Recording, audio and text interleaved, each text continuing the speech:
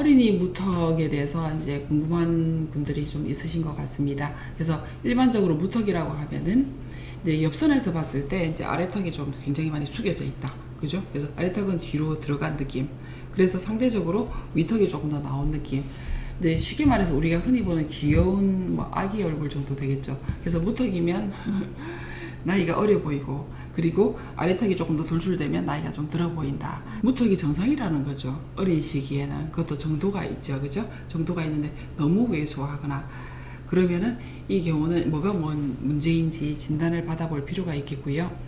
그 무턱이 그냥 외모만 무턱이다 이거보다 교합 자체가 위턱에 비해서 아래턱이 충분히 뒤로 말려 들어간 상태로 교합이 된다. 이러면 밥을 먹을 때도 좀 충분히 좀 불편할 수 있고, 그리고 씹어 먹는 그런 효율도 좀 떨어질 수 있기 때문에 성장기 아이들은 밥도 잘 먹고 많이 먹어야 되는데 그런데 지장이 좀 생길 수 있겠죠. 그래서 그 부분을 이제 분석을 하고 그 원인을 찾아볼 필요가 있겠고, 그래서 무턱이 되는 그 원인을 크게 세 가지 정도로 말씀을 드릴 수 있겠어요. 그래서 상악골 위턱의 어떤 그런 위치나 길이 자체가 그러니까 충분히 이제 돌출이 되어 있다. 어렸을 때도 상대적인 사이즈예요. 어른처럼 크다 이게 아니고 상대적으로 얘는 충분히 발달이 되어 있고 아래턱은 발달이 좀 적어 보인다. 그래서 골격적인 어떤 패턴의 무턱, 크고 작고 아래턱이 작다는 거겠죠.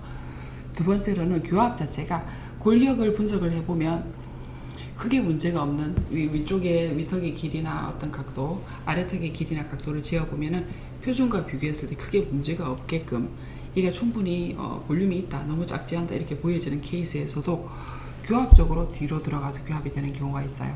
이런 경우는 어떤 치열의 문제, 교합적인 원인에 의해서 무턱처럼 보이는 그런 경우는 어떤 턱뼈의 길이는 위턱도 그렇고 아래턱도 그렇고 정상적인 그런 사이즈인데 아래턱의 위치는 관절이기 때문에 턱관절에 의해서 바깥으로 내밀어질 수도 있고 뒤로 들어갈 수도 있죠. 그죠? 그래서 턱관절의 위치가 후방으로 밀려 들어가서 어떤 무턱처럼 보이게 되고, 그리고 교합도 어떤 치열의 어떤 그런 기준에 비해서 훨씬 더 뒤로 들어가서 어금니도 뒤로 밀려 들어가 있고 앞니도 뒤로 밀려 들어가 있고 이런 케이스가 있습니다. 그리고 또 하나는 어떤 턱관절의 문제인데요.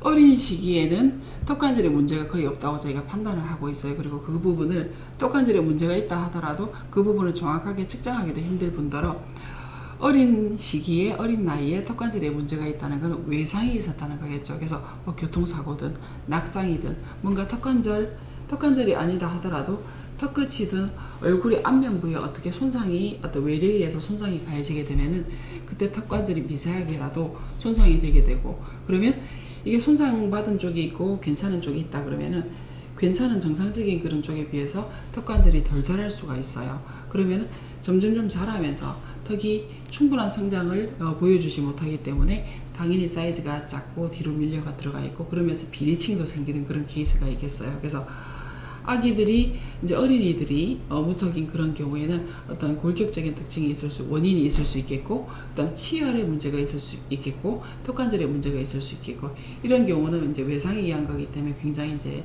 드물다라고 볼 수 있겠습니다. 그리고 이제 무턱이 있을 때는 문제점이 아까 처음에 말씀드린 것처럼 이게 교합 자체가 충분히 아이들이 밥을 잘 먹고 소화도 잘 시키고 흡수가 잘 돼야 되는 그런 중요한 시기임에도 불구하고 저작 효율이 많이 떨어질 수 있다.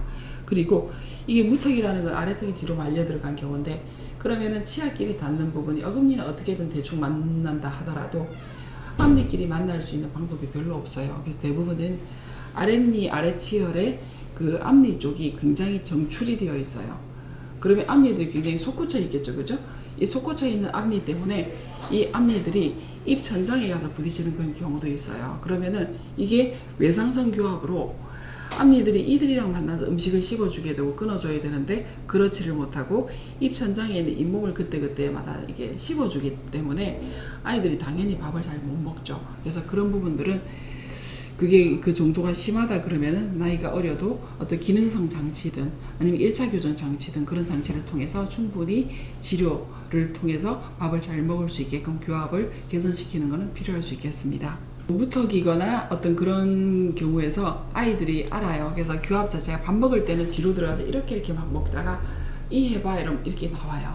그래서 이런 경우가 이게 뭐 치열에 굉장히 안 좋다 내지는 음식은 좀 잘 씹히진 않겠죠. 그렇지만 건강에 굉장히 해롭다, 부정교합에 굉장히 안 좋은 그런 팩터다 이렇게 얘기하기보다는 이거 자체가 그 사람이 갖고 있는 어떤 그런 이제 문제점을 숨기는 효과가 있는 거죠. 그래서 아이들이 밥 먹을 때 이렇게 밥 먹는다는 거는 이게 원래의 바이트다, 원래의 교합이다. 그렇지만 내밀 수 있겠다. 근데 엄마가 볼 때 항상 내밀어져 있는 모습을 보는 거죠. 그러면은 이게 심하게 뒤로 들어가 있는 위치를 인지를 하지 못하고 이게 문제가 없다, 정상 교합이다, 얼굴도 이쁘다 이렇게 생각할 수가 있어요.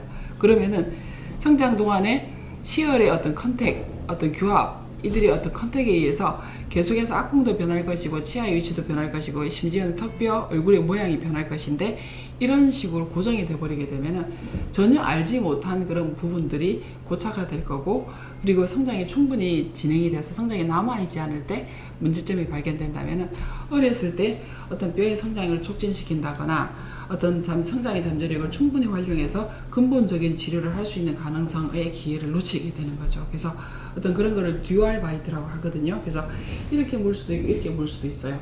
그런 경우는 오히려 조금 더 심각하게 생각하고 이 부분의 원인을 우리가 어떻게 치료를 할지를 고민을 해봐야 되는 케이스고, 이렇게도 물 수 있고 이렇게도 물 수 있게 되면 괜찮아가 아니에요. 그래서 이거는 반드시 치료해야 되는 그런 케이스다 이렇게 볼 수 있겠고, 그리고 이제 이게 어떤 외상이나 그런 것들이 발생했을 때 그 뒤로 턱이 항상 뒤로 후퇴되어 있는 느낌이 든다. 그러면은 그 당시에 불편한 게 없어서 뭐 엑스레이 사진을 찍는다거나 검사를 안 해봤을 수 있지만 이후에라도 어떤 턱의 어떤 그런 어떤 위치, 기능 이런 것들을 보고 외상이 있었을 때는 반드시 엑스레이 검사를 하고 턱관절을 보는 것이 꼭 필요하다고 할 수 있겠습니다.